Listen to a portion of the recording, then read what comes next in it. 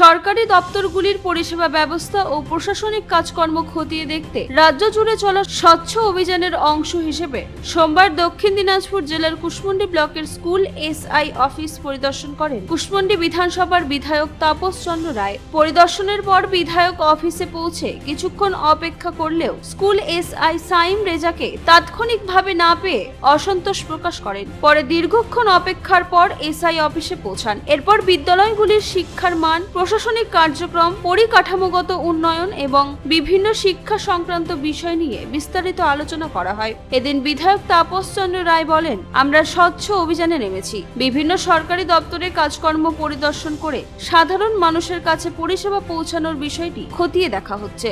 School SI অফিসেও বিভিন্ন বিষয় নিয়ে আলোচনা হয়েছে এবং শিক্ষা ব্যবস্থার উন্নয়ন সংক্রান্ত বিষয়গুলি পর্যালোচনা করা হয়েছে। অন্যদিকে বিষয়টি নিয়ে স্কুল এসআই সাইম রেজা জানান, আমি নির্ধারিত সময়েই অফিসের কাজে বেরিয়েছিলাম। কুশমন্ডির প্রাথমিক বিদ্যালয় পরিদর্শনে গিয়েছিলাম, সেখান থেকে ফিরে অফিসে আসি। পরে বিধায়ক মহাশয়ের সঙ্গে বিভিন্ন শিক্ষা সংক্রান্ত বিষয় নিয়ে আলোচনা হয়েছে। ঘটনাকে কেন্দ্র করে এলাকায় কিছুটা চর্চার সৃষ্টি হলেও পরবর্তীতে বিধায়ক ও স্কুল এসআই এর মধ্যে শিক্ষা সংক্রান্ত বিভিন্ন গুরুত্বপূর্ণ বিষয় নিয়ে ইতিবাচক আলোচনা করা হয়েছে বলে জানা গেছে। প্রশাসনিক স্বচ্ছতা ও শিক্ষা ব্যবস্থার উন্নয়নের লক্ষ্যে এই ধরনের পরিদর্শন ভবিষ্যতেও চলবে বলে সূত্রের খবর।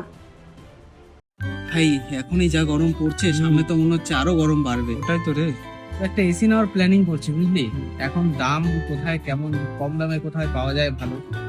আমি এক জায়গায় শুনছি এক জায়গায় ভালো পাওয়া যায়, ভালো কম দামে। চল দেখে আসি, চল তাহলে দেখে আসি, চল।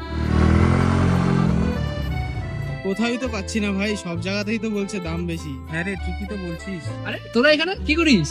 আরে এসি নেওয়ার প্ল্যানিং করছি, বুঝলি? অনেক দোকানেই ঘুরলাম, কিন্তু মন মতো দামে তো কোথাওই পেলাম না। আমিও শুনছিলাম কোথায় কমে পাওয়া যায়, কিন্তু পেলাম না। অনেক দোকানই ঘুরে দেখলাম।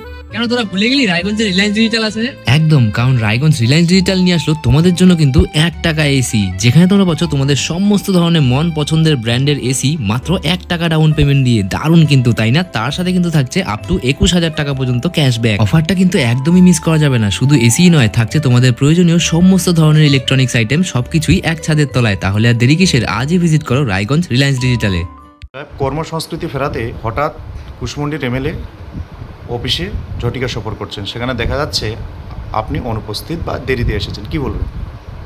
হ্যাঁ, আজকে এমএলএ সাহেব আজকে আমাদের অফিস পরিদর্শনে এসেছিলেন। আমি ওই সময় ওই কুশমন্ডি প্রাইমারি স্কুলে ভিজিটে ছিলাম এবং ওনার খবর পাওয়া মাত্র তখন অফিসে আসলাম, ওনার সাথে দীর্ঘক্ষণ বিষয়গুলো নিয়ে আলোচনা করি। আচ্ছা স্যার, কী কী বিষয় নিয়ে আলোচনা হলো? মোটামুটি স্কুলের যে সমস্ত সমস্যাগুলো, বিশেষ করে মর্নিং স্কুল চলছে, টিচারগুলো কিছু হয়তো একটু দূর থেকে আসাতে একটু দেরিতে আসা বা এই জায়গাগুলো নিয়ে একটু আলোচনা করছি। ধন্যবাদ স্যার। নমস্কার, বন্দে মাতরম, ভারত মাতা জয়। আজ সকাল সকাল আমরা আমাদের দলের পক্ষ থেকে এবং পশ্চিমবঙ্গ সরকারের পক্ষ থেকে আমরা একটি অভিযান চালু করেছি। সেটা হচ্ছে আমাদের কুশমন্ডি এসআইএস অফিস, যে স্কুল দপ্তর অফিস রয়েছে, সেখানে আমরা উপস্থিত হয়েছিলাম।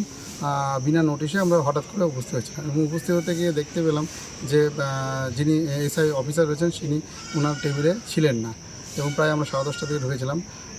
পশ্চিমবঙ্গ সরকারের নতুন নির্দেশিকা অনুযায়ী 10টা 10-এর দিকে রিপোর্টিং করতে হবে অফিসে, সমস্ত অফিস বা স্কুল যেগুলো রয়েছে, এবং 5:15-তে আউট টাইম।